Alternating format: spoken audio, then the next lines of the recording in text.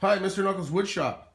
I've got a little idea. I'm sure it's not a unique or brand new idea. I'm sure other people have done it. And what I'm going to do is I'm going to take this hunk of wood off the wood pile and I'm going to cut it in half, and then I'm going to chew out the interior of each half and then glue them back together so it's a piece of wood with a big hollow in the middle of it, and then drill a hole for birds and then hang it in a tree. So the problem, of course, is that I've got to cut it, and I want to glue it back together. So I want to cut it with something that's going to leave a pretty clean edge or a pretty clean cut line. So I'm going to cut it with the bandsaw, which means that the thickness of the original piece of wood has to be less than that, which is 6 inches, 6.5 actually. So that piece of wood's about 6 inches in diameter.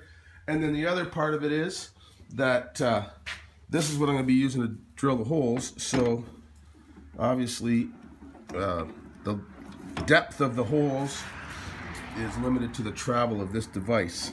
So the travel is about 3.5 inches. So if I cut this in half, and then I can dig out 3.5 inches down this way, and then turn this over obviously and dig 3.5 inches this way, then I've got approximately a 7-inch, and I'm not even sure what this is actually.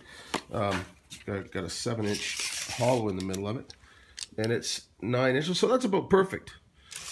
So we'll see what happens. I'm not sure what kind of bird I'm going to try and attract, so I'll figure that out when I go to drill the hole. I'll get back to you and let you know what size hole and what kind of bird I'm expecting. I've got it cut in half with the bandsaw. It worked out quite nicely. I left a little notch in it so that I can get the two pieces to marry up pretty much perfectly, so the glue will work well.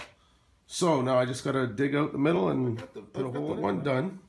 And it turns out there's quite a bit of chisel work. I guess I should have known that, but that's kind of what it looks like when after you're finished with the drill. So you got to chisel all that out. Obviously, take these little edges off and get it nice and round, and take the middle out. There's a little bit of work. It's a little messy, but you know it's going to work out. I'm still not sure what kind of bird I'm going to try and attract, but I'll let you know before I get finished. I'm ready to glue it up.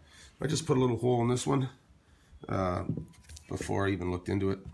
And what happened was I looked into how to make these things, and first of all, and it was pretty obvious, I should have thought of this myself, but the best way to do it is cut it down this way so you can have a much longer piece, you know, and you could put the whole piece through the bandsaw, and then you just drill holes this way and that way, and you can have as big of a house as you want. So I'll do that the next time, but whatever.